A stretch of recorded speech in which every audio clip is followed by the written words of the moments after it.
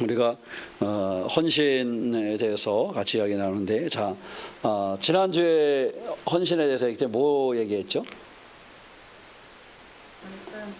지난주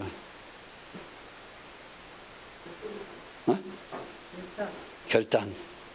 너무 많이. 자, 첫째는 우리가 헌신을 통해서 자유함과 구원을 얻는다. 그래서 이제 자유함과 헌신을 통해서 얻는 자유와 구원. 그러기 위해서 우리가 헌신하려면 뭐가 있어야 된다 했어요?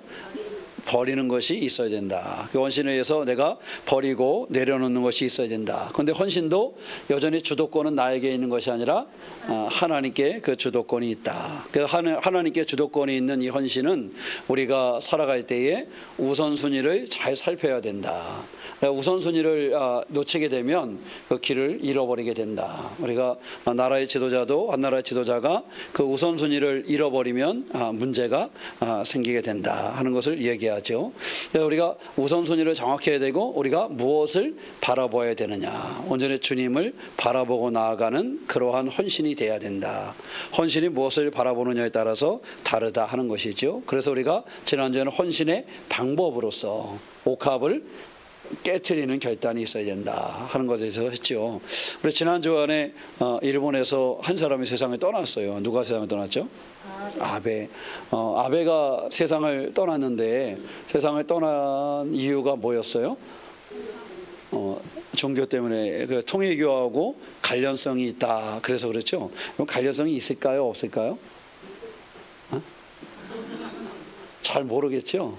근데 관련성이 있을 것으로 봅니다. 왜 그렇게 보냐면 아베가 우리나라의 통일교 모임을 가질 때 영상을 찍어가지고 거기서 이렇게 축사도 하고 이런 걸 많이 했어요. 그러니까 실제적으로 아베가 지난 올해도 그랬고 작년인가 그때도 그랬고 통일교가 한국에서 오게 할 때 축하하는 동영상을 딱 찍어가지고 보내서 직접 오지는 않았지만 그것을 그 모임에서 이렇게 발표를 하고 그 영상을 보여주기도 하고 그랬어요. 이런 걸 보면은 관계가 있다 없다라고 말하기가 쉽지 않아요, 그죠? 그래서 통일교에서는 일본이나 한국이나 이 정치인들한테 굉장히 돈 되는 게 많거든요. 그러다 보니까 그거에 대한 것을 결론은 사실 뭐라고 이야기하기는 쉽지 않아요. 그러니까 일본에서 어떠한 일이 있었는지 그 사람을 저격한 그 사람이 엄마가 거기에 빠져서 많은 재산을 이렇게 뺏겼다. 이게 사유가 된 건데 거기에 그 사람이 볼 때는 아베가 관련이 있다고 그래서 그랬다. 이런 정도잖아요. 그런데 실제로 아베가 관계가 있느냐 이거는 조사를 안 하겠지만 그런 내용들이 있어요. 실제로 그게 축하 영상을 보여준 것도 있고 그래서 그거에 대한 거는 있습니다. 자, 요거는 이제 지난 주간에 있었던 일이기 때문에 덤으로 이제 그냥 말씀을 드린 거고요.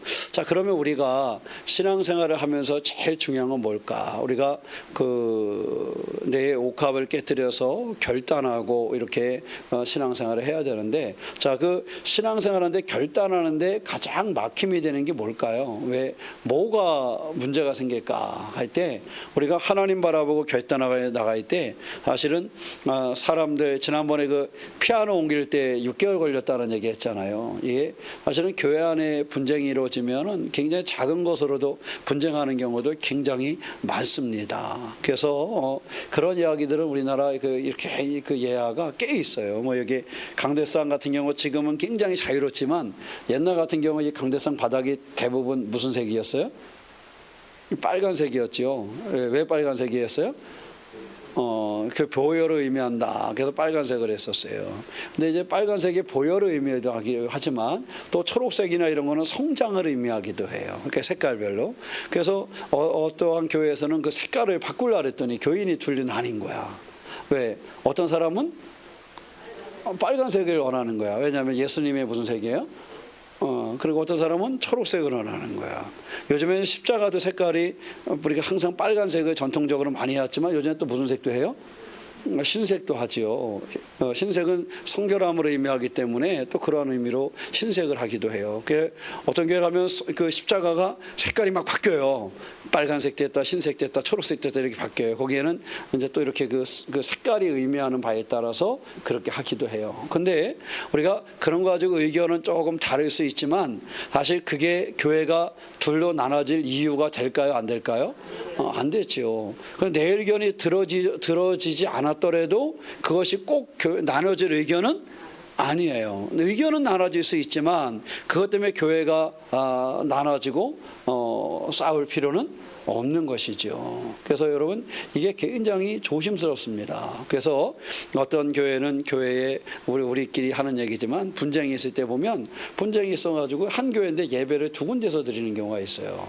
한 층은 지하 교육관에서 한 층은 본당에서 들어가는 입구도 막아놔서 따로따로 들어가서 그런 경우도 있더라고요. 저도 그런 경우로 제가 직접 한번 경험을 해봤는데 인천에서 교회 개척을 하기 전에 이제 교회 사임을 하고 이제 몇 교회를 이렇게 좀 주일마다 예배를 드려봐야 되겠다 이렇게 생각을 하고 평상시에 그 교회가 저는 분쟁이 있는 줄 모르고 그 교회에 예배 드리러 갔어요. 그 장로교회인데 그 예배를 드려 이제 석바위 사거리쯤에 있는 인천에 있는 교회인데 예배 드리러 갔는데 깜짝 놀랐어. 이제 처음 예배 드리러 오니까 그 교회 이제 안내하시거나 이런 분들은 어떻게 생각을 했겠어요?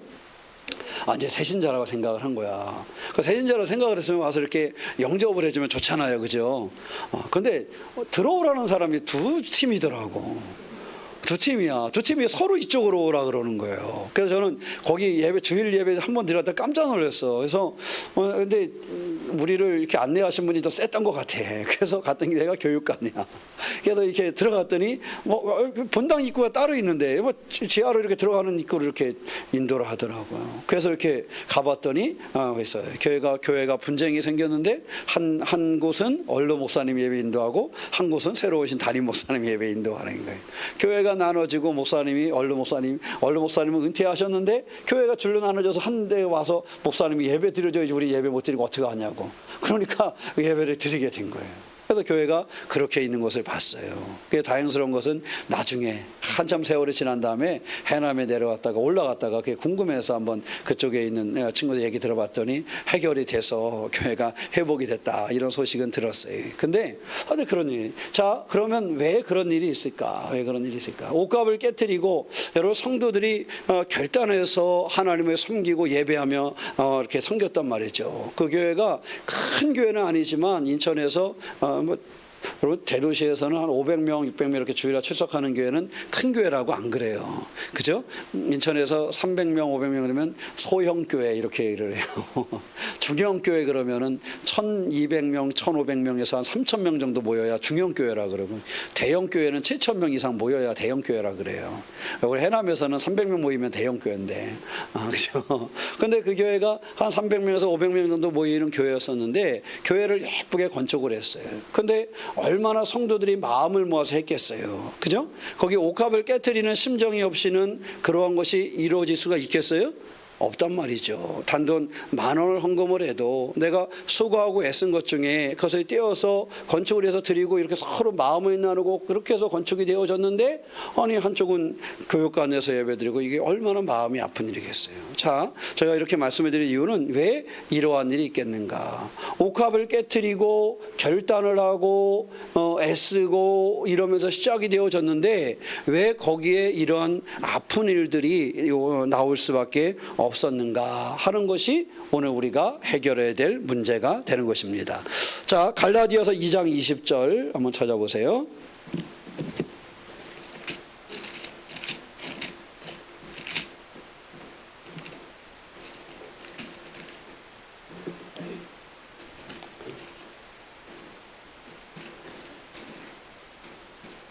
갈라디아서 2장 20절 내가 그리스도와 함께 십자가에 못 박혔나니 그런즉 이제는 내가 사는 것이 아니요 오직 내 안에 그리스도께서 사시는 것이라. 이제 내가 육체 가운데 사는 것은 나를 사랑하사 나를 위하여 자기 자신을 버리신 하나님의 아들을 믿는 믿음 안에서 사는 것이라. 아멘. 자, 그 바울의 고백은 내가 뭐 안에서 산다 그랬어요?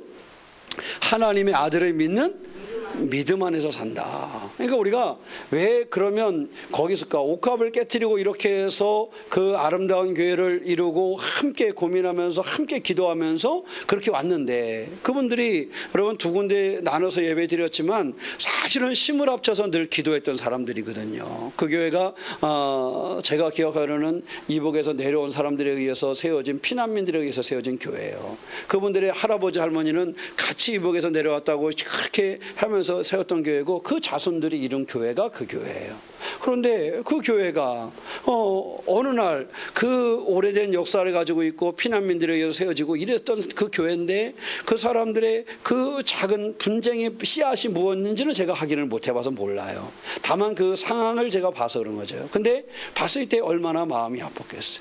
서로 결단하고 하나님이 우선순위가 되고, 그래서 사람들 우리가 예배당을 짓고 우리가 하나님을 예배하자, 그래서 그곳에 그렇게 세우고 나누고 자기의 옥합을 깨뜨려서 결단하고 이렇게 해서 예쁘게 했는데, 그런 아픔이 있을 때 얼마나 그것이 힘들고 어려운 일이었겠습니까? 그것은 옥합을 깨뜨리고 결단할 때 우리가 분명히 해결해야 될 것이 하나가 있는데, 그것은 오늘 20절 말씀에 내가 그리스도와 함께 십자가에 모았나니 못 박혔나니, 우리가 이 부분에 대한 고백이 늘 살아 있어야 됩니다. 신앙적으로도 우리가 십자가를 감당하는 그러한 은혜가, 그러한 삶이 우리 가운데 있어야 되지만, 신앙의 태도 가운데서도 내 옛 생활과 옛 습관에 못 박는 그러한 모습이 있어야 된다는 거죠.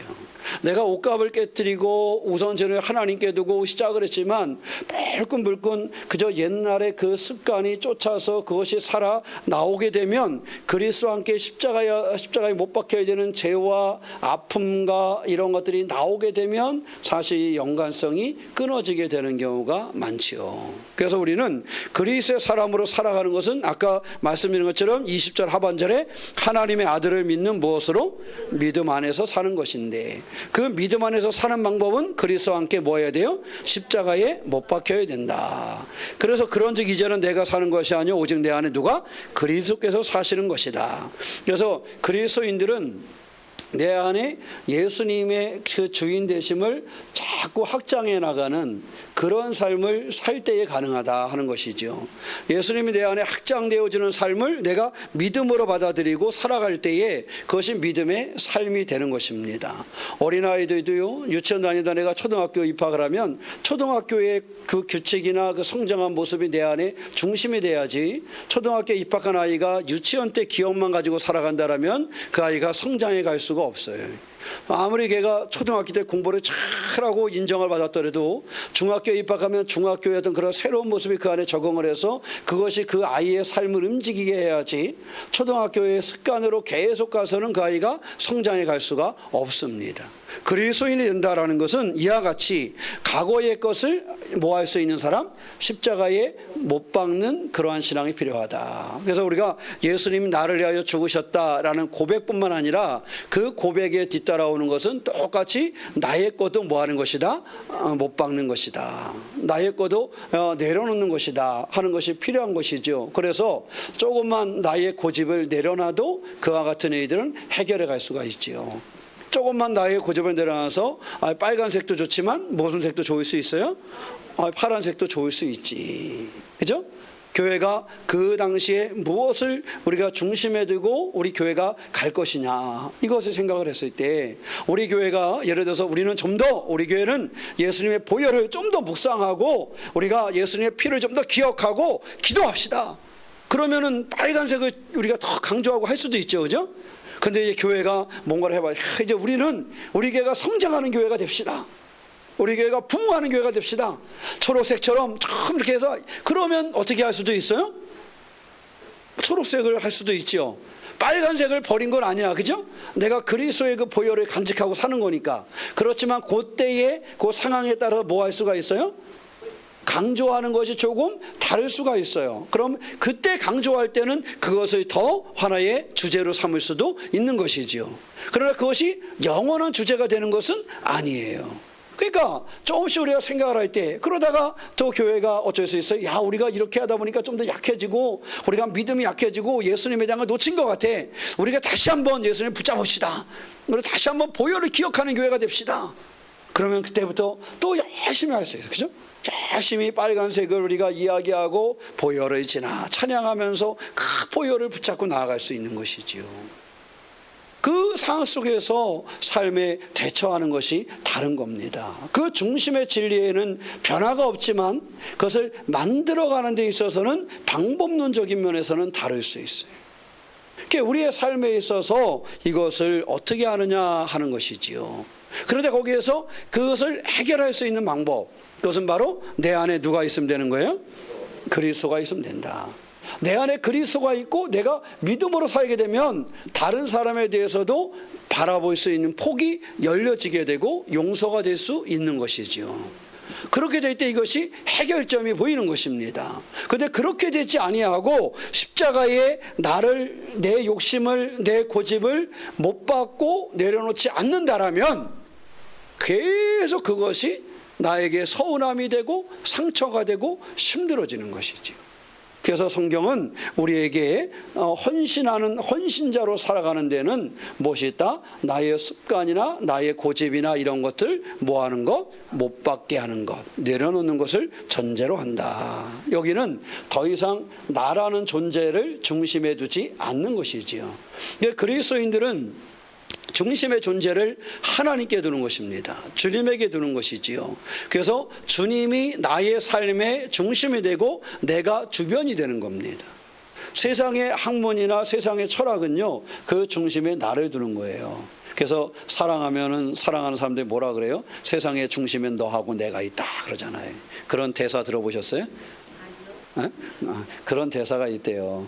다 둘이서 세상의 중심에는 나와 너가 있어. 세상에 다른 것은 없다. 그런 표현도 쓴다는 거예요. 자, 그런데 세상의 삶은 그럴 수 있어요. 세상의 철학도 그럴 수도 있고, 세상의 그 어떤 일을 하면도 그럴 수 있고, 사랑하면서도 그럴 수 있고, 가족도 그럴 수 있고, 여러 가지 그럴 수 있어요. 그런데 그리스도인들은 그 모든 삶의 중심에 누가 계시는 거다?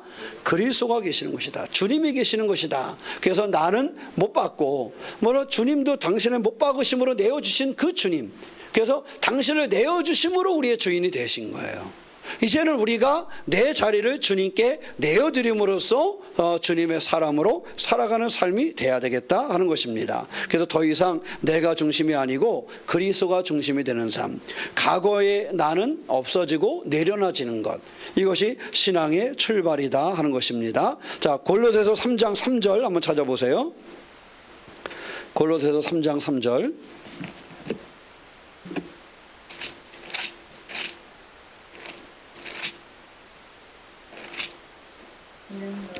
네? 이는 너희가 죽었고 너희 생명이 그리스도와 함께 하나님 안에 감추어졌습니다. 너희가 죽었고 너희 생명이 그리스도와 함께 하나님 안에 감추어졌다. 이것은 우리의 과거의 것이 죽고 새로운 생명으로 우리가 태어난다는 것을 의미하는 것이죠. 그래서 교회에서 세례를 주는 데는, 세례는 그 옛사람과 새사람에 대한 것을 같이 가지고 있는 거예요. 세례의 의미라는 것은 옛사람에 대해서 그것을 내려놓는 것이고 새 사람을 입는 것, 이것이 세례예요. 교회가 세례를 베풀고 세례를 소중히 여긴 이유가 거기에 있습니다. 그래서 지금 교회는 사실 세례식을 자주 하지는 않아요. 그죠? 근데 자주 하는 교회도 있어요. 자주 하는 교회도 있고요. 근데 세례식을 지금은 뭐 거의 1년에 한두 번 이렇게 부활절이나 또 성탄절 이렇게 나눠서 많이 하는데 자주 하는 교회도 있어요. 우리 교회 오셔서 설교했던 그 김진두 감신대 총장님은 목회하실 때 보면 그 교회는 세례를 매달 세례를 주더라고요. 매달 세례를 줘요. 교회에 이제 새로운 사람이 있으면 새로운 사람이 4주 이렇게 출석하는 동안에 매주 목사님이 만나가지고 상담도 하고 신앙 상담도 하고 교회에 대해서 알려주고 작게 교육을 했다가 4주 출석을 하고 나면 그 다음 주에 그 사람에게 세례를 줘요. 그 세례를 주는데 세례를 줄 때는 그 사람 한 사람을 위해서 쭉 준비를 해서 교인들이 다 그 사람만을 축복을 해줘요. 어떤 데는 혼자 세례 받을 때가 있고, 뭐 교회도 새로운 분이 없을 때는 그 세례식이 없는 달도 있고, 근데 세례를 받을 때는 한 명일 때도 있고 뭐 몇 명이 같이 할 때도 있는데, 하여튼 세례 받을 때는 그 사람이 주인공이 돼서 세례를 받는 거야. 모아서 하면은 주인공이 되기가 쉽지 않잖아요. 근데 그때 세례니까 그 사람이 주인공이 돼. 여성교회에 새로운 여자분이 세례 받으니까 여성교회에서 꽃다발을 하나 딱 준비했다 가지고, 남성교회에 소속이니까 남성교회에서 꽃다발을 딱 준비해서 주고, 교회에서는 교회 재정으로 패를 딱 준비해서 주면서 그분을 위한 세례식이 거예요. 그러니까 그렇게 세례식을 하니까 그분은 평생의 그 세례식을 잃어버려요, 안 잃어버려요? 안 잃어버리고 기억을 하더라고요. 그래서 그렇게 세례식을 하더라고요. 그래서 우리가 초대교회가 세례식이 그랬지요. 초대교회 세례식이 이것처럼 이런 형식을 만들지는 않았지만 어때요? 예수 믿기로 결심하면 그때 세례를 줬단 말이에요. 그러니까 아주 뜨거울 때 내가 예수 믿기로 결단해서 그때의 세례를 줬단 말이에요. 그래서 성경은 모였다 하면 사도행전에 보면 몇 명이 세례를 받았더라 하면서 그 표현을 쓰는 거예요. 그래서 초대교회는 유럽 쪽에 이렇게 가보면 여기 앞에 강대상 부분에 세례대가 다 만들어져 있어요. 그래가지고 오늘 예수 믿기로 결심한 사람에서 그날 앞으로 불러서 여기서 세례를 주는 거예요. 세례대가 필요한 이유는 그 세례식이 침례를 행했기 때문에, 물속에 완전히 들어갔다 나오는 침례를 행했기 때문에. 그래서 물속에 들어갈 때 나는 죽고 나올 때 내가 다시 그리스도의 생명으로 살아난다, 이런 의미가 있는 거예요. 그래서 우리가 분명하게 신앙적으로 우리가 알 것은 바로 세례를 받듯이 옛사람을 벗고 새 사람을 입는 것. 아까 우리가 갈라디아서 2장 20절에 얘기한 것처럼 그리스도와 함께 못 박히고 새 생명을 입는 것. 이것이 우리의 신앙이고 이것이 우리가 하나님 앞에 헌신할 수 있는 것이다. 그러니까 하나님 앞에 헌신자가 되는데 그 첫 번째는 십자가에 못 박는다는 것은 내가 뭐 한다는 거예요? 죽는다는 거예요. 과거의 내 모습, 내 고집이나 죄나 약함이나 이것을 십자가에 못 박는다는 것은 그 죽음을 얘기하는 거예요. 그것이 더 이상 나를 움직이지 못한다라는 거예요. 그럼 내 속에 새로운 사람, 예수께서 나를 들어오심으로 그 생명이 나를 주장하는 생명이 된다. 그게 헌신된 사람은 그래서 누구의 이름으로? 그리스도가 내 속에 들어와서. 그러니까 주도권이, 헌신자는 주도권이 하나님께 있을 수밖에 없는 거예요. 우리가 주도권이 하나님께 있다 그랬잖아요. 왜 하나님께 있을 수밖에 없어요? 나는 주도할 만한 나는 뭐 했어요? 죽었으니까. 이것을 주도할 만한 이 헌신의 주도권을 가진 나는 죽고 내 안에 그리스도께서 사셨기 때문에 그 주도권이 내게 있지를 않은 겁니다. 그런데 여전히 이 주도권을 내가 잡고자 하면 이 헌신이, 온전한 헌신이 되지를 못하는 것이지요. 그래서 우리가 바라볼 건요, 온전한 헌신자가 되는 방법, 그것은 바로 나를 뭐 해야 된다? 죽여야 된다. 좀 심했나? 나를 십자가에 못 박아야 된다 하는 것을 이야기하고 있습니다. 그래서 이 표현은 더 이상 내가 사는 것이 아니다. 그럼 그리스도인들은 누가 사는 것이다? 그리스도, 예수께서 사시는 것이다 하는 것을 기억하고 예수의 사람으로서의 삶을 열어가시기를 주님의 이름으로 축원합니다. 그 교회사를 읽다 보면 들어보셨는지 교보 중에 크리소스톰이라는 분이 있어요. 이분은 이제 성자로 알려진 분인데, 이분은 이제 뭐냐면 교황청이 하는 거를 이렇게 좀 반대한 사람 중에 하나예요. 그래서 이 사람이 체포돼서 로마 교황청에 붙잡혀 갔어요. 그래서 이제 교황 앞에 서서 이 사람이 재판을 받는데 교황이 보니까 너무 괘씸해. 그래서 교황이 이렇게 얘기를 했어요. 내가 너의 전 재산을 다 몰수하겠다, 이렇게 얘기를 했어요. 그러니까 이 사람이 뭐라고 대답을 했을까요? 이 크리소스톰이 다 내 재산을 몰수하겠다, 이렇게 얘기했더니 이분이 뭐라냐면 나의 모든 재산은 이미 하늘나라에 있습니다, 이렇게 얘기했어요. 그 얘기 뭐예요? 교황 보고 하는 얘기가 당신이 내 재산을 몰수하고 싶어도 몰수할 수가 없다. 왜? 내 재산은 다 어디에 있으니까? 하늘나라에 있으니까. 이런 표현이에요. 그러니까 이분은 예수를 만나는 순간에 자기의 삶의 모습도 바뀐 거예요. 그래서 자기가 소유하고 있는 것도 다 하나님의 소유라고 생각을 하고 그것을 관리하면서 그것을 지켜가는 거죠. 그래서 그리스도인들은요, 여러분의 집도 다 하나님의 것인 거예요. 그렇다고 제가 헌금을 할까 봐 걱정하고 대답을 안 하시는 것 같은데 그런 의미가 아니에요. 그리스도인들은 내가 사는 집도 하나님의 집을 내가 관리한다라는 측면을 가지고 살아간다는 거예요. 우리가 내게 준 재산, 하나님이 나에게 삶을 살도록 허락하신 것인데 이것도 하나님이 내게 맡기신 거라는 거예요.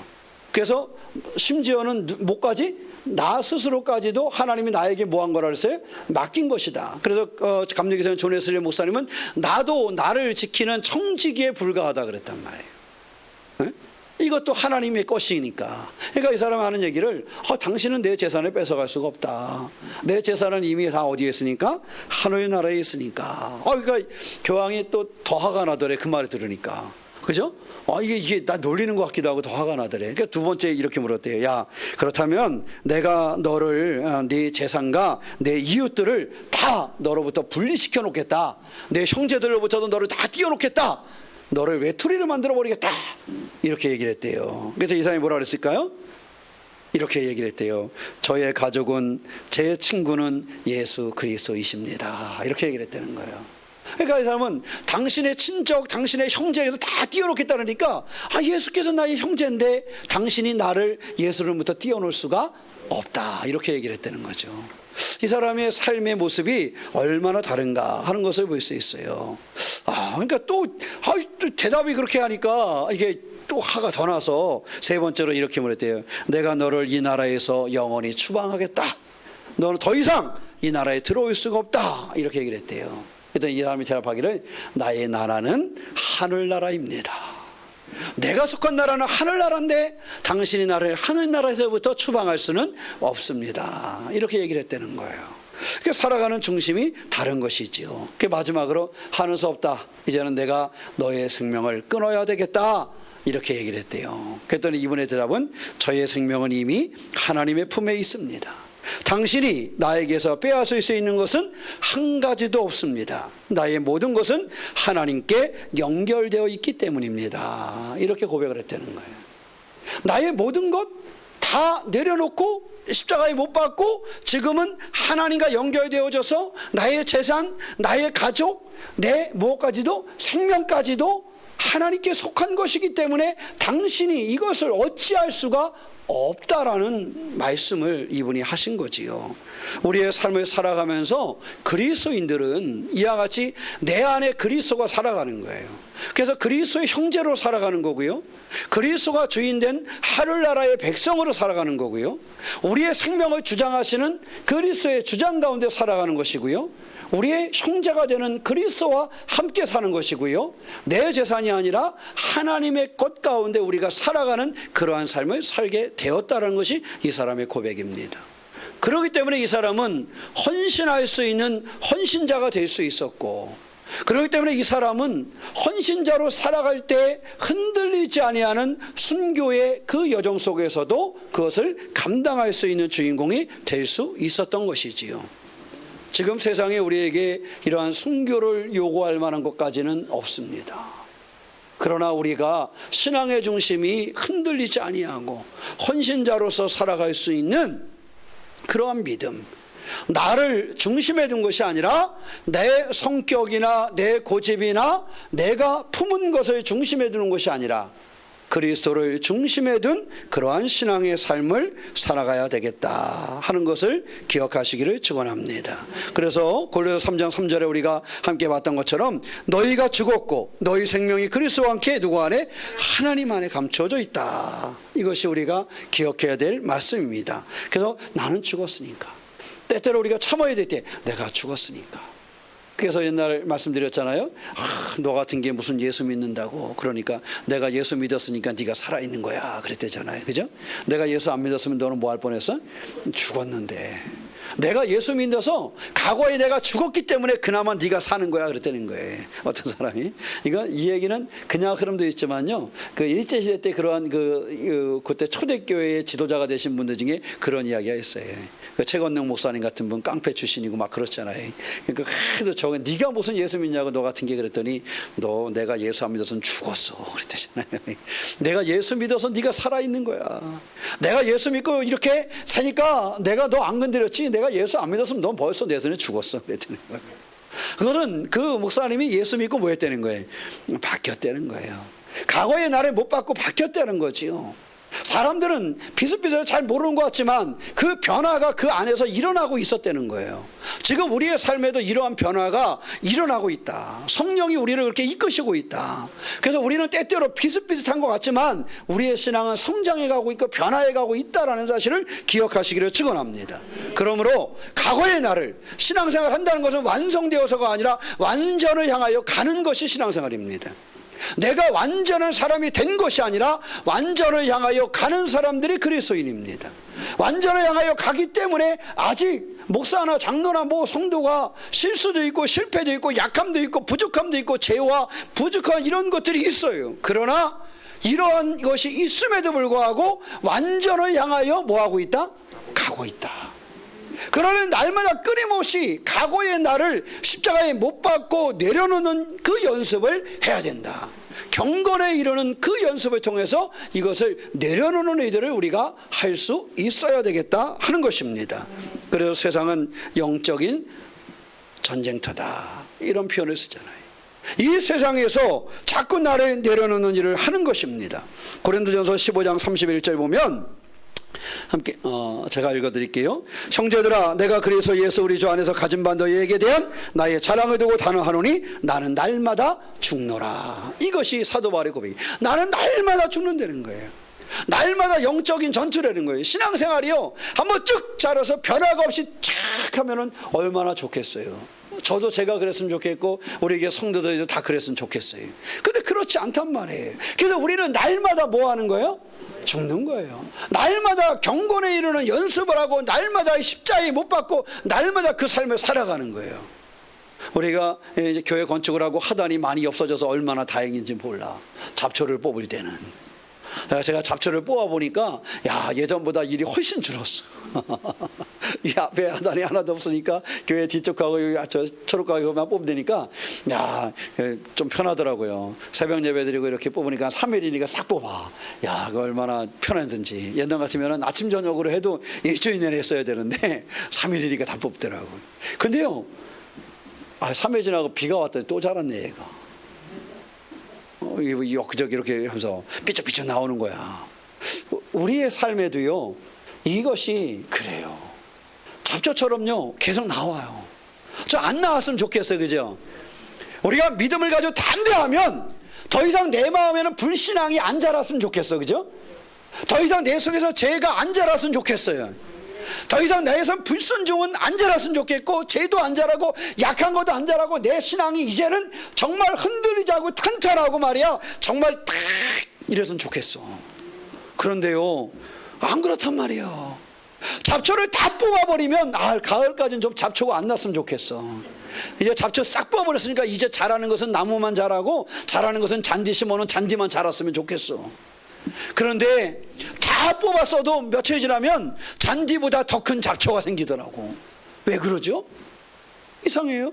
분명히 요만한 것까지 다 뽑았는데 잔디만 남기고 다 뽑았는데 며칠 지나니까 잔디보다 더 큰 잡초가 심겨져 있어.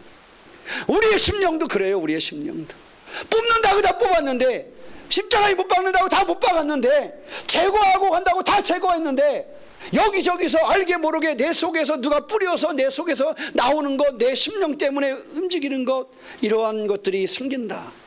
바라게 이러한 잡초처럼 내 인생에 일어나는 이러한 옛사람의 모습을 우리는 바울처럼 날마다 모아야 된다? 뽑아버려야 된다. 날마다 죽는다. 날마다 뽑는다는 거예요. 날마다 영적인 잡초를 뽑아내시는 성도가 되시기를 축원합니다. 날마다 뽑지 않으면 이것이 내 삶의 주장해버려요. 요한복음 12장 25절에 자기의 생명을 사랑하는 자는 잃어버릴 것이요 이 세상에서 자기의 생명을 미워하는 자는 영생하도록 보전하리라 그랬어요. 이수진 장군은 뭐라 그랬어요? 살고자 하면 죽을 것이요 죽고자 하면 살 것이다. 그 사람이 성경을 읽어봤나 봐. 우리의 삶에 있어서 말이지요. 우리의 삶에 있어서 이와 같이 과거의 생명에 매여 있는 것이 아니라 과거에 대해 어리석음과 죄와 약함에 매여 있는 것이 아니라 이러한 영적인 전투에서 이것을 뽑아버려야 한다. 날마다 죽여야 한다라는 사실을 기억하시고 이와 같은 문제를 해결해 가면서 이 한 주간 동안 영적인 전투에서 내 심령이 자라는 잡초를 뽑아서 나를 죽이며 승리하는 신앙의 삶을 열어가시기를 축원합니다. 사망의 잠에 빠지지 아니하도록 나의 영혼이 사망에 거하게 할 그 사망의 잠에 빠지지 아니하도록 그 물속에 잠기지 아니하도록 기도하고 예배하면서 그 물 밖으로 손을 내놓으라고 말씀드린 것처럼 물 밖으로 손을 내리고 과거의 나는 죽이며 잡초를 제거하고 그 물속에 함몰되는 것이 아니라 그 물속에서 새로운 생명력으로 살아남는 믿음의 참된 주인공 되시기를 주님의 이름으로 축원합니다. 기도하겠습니다. 사랑의 하나님, 우리도 오시고 인도하시는 주님을 의지합니다. 믿음으로 승리하는 우리의 삶이 되게 주여 인도하여 주시옵소서. 주님을 기쁘게 하는 이들을 이룰 수 있기를 원합니다. 하나님 원하시는 삶의 주인공 되게 도와주시되 날마다 죽노라 결단하며 영적인 싸움을 살아갔던 사도 바울처럼 우리가 주님 안에서 영적인 전투에 승리하는 성도가 되도록 인도하여 주시옵소서.